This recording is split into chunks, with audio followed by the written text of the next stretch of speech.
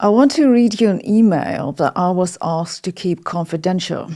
I've been thinking about this for a long time, but I now believe that reading it to you will go some way to explain why I'm worried about the status of scientific research generally, but especially in the foundations of physics. I received this email about 7 years ago after I published a comment in Nature Physics titled "Science Needs Reason to be Trusted." In it, I explained how I lost trust in scientific self-correction after I realized how much of what's published in the foundations of physics is nonsense and continues to be nonsense. This email came from someone who I've met a few times but don't know in any depth, and who at the time worked at a top institution in the United States.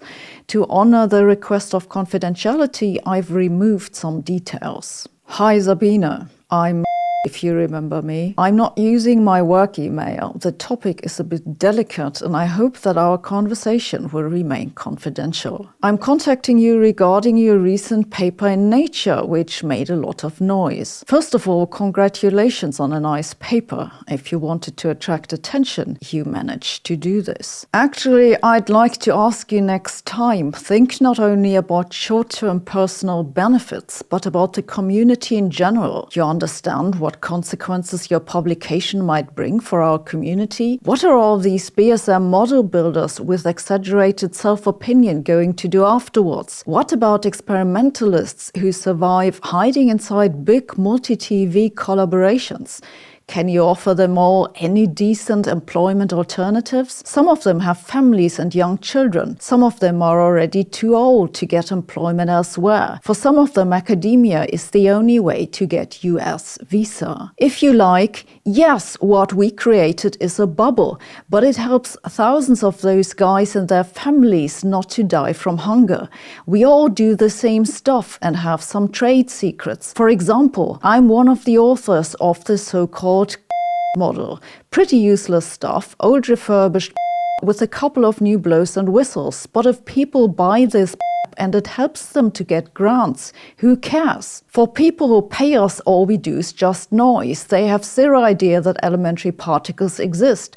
They pay us from public funds, not from their own, and basically pay for something cool, some new crazy hype, which they need either to include into their science spending reports or, in case of universities, to attract students. Your paper made a lot of noise and most likely will affect redistribution of HEP funds towards other areas, but I doubt that you'll be able to suggest and implement any organizational changes. Also, any changes of quality criteria which would demonstrate uselessness of somebody's work will have zero chance of approval. I understand that all what I wrote above might sound a bit harsh, sorry for this, but this is how our society is built, and this is not only a problem in the HEP community, but also exists in all other areas. My heart is bleeding when I regularly see bright and intelligent persons with independent ways of thinking leaving academia or getting kicked out, whereas obedient idiots remain. But there's nothing we can do. Those who get kicked out usually find better opportunities outside of academia.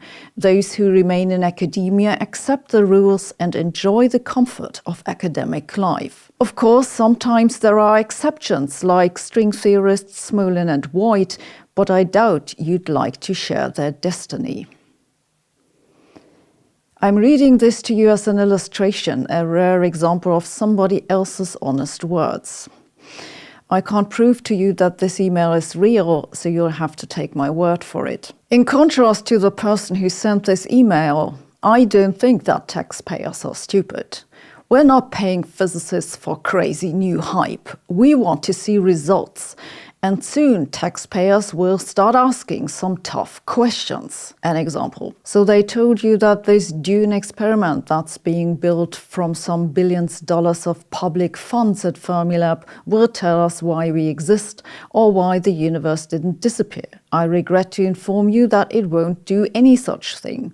Regardless of what the result of the Dune experiment will be, it'll not tell us why the universe contains more matter than antimatter, because this question is impossible to answer within the context of our current theories. The matter-antimatter symmetry that Dune is supposedly shedding light on is a pseudo-problem. It's a story that physicists have made up that they're now selling to the public because they think that once they have the money, it doesn't really matter if they deliver what they promised. Though, to be fair, I think that some of them are honestly confused about what CP violation in the neutrino sector even says about antimatter. What will the experiment do? It'll measure some properties of neutrinos. What's that good for? It's good for keeping particle physicists employed, because some of them have families and it'd be unfair if they had to do something useful for their income, wouldn't it? And has anyone even noticed that the US government spent another $2 billion or so on a new particle collider at Brookhaven? Its purpose is to improve measurements of the quark and gluon distribution inside of heavy ions. What's it good for? You're not supposed to ask. You're supposed to believe that you're too stupid to understand what it's good for. But let me fill you in.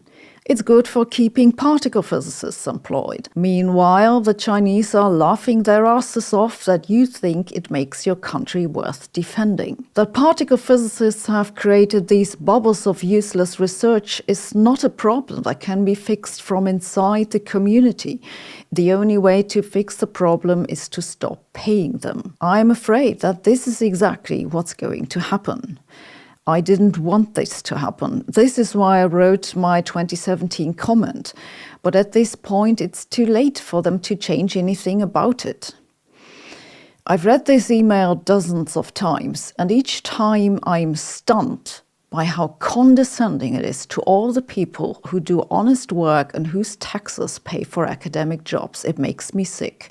And it makes me glad that I no longer have anything to do with this so-called research area that's rotten to the core. If you are one of the many physicists who know full well what nonsense research I'm talking about, but you still keep your mouth shut, if you're one of those who laugh about me because no one believes what I'm saying, if you're one of those who spread lies about me, like that story that I was invited to give a talk at CERN but was afraid to go, did you make that up?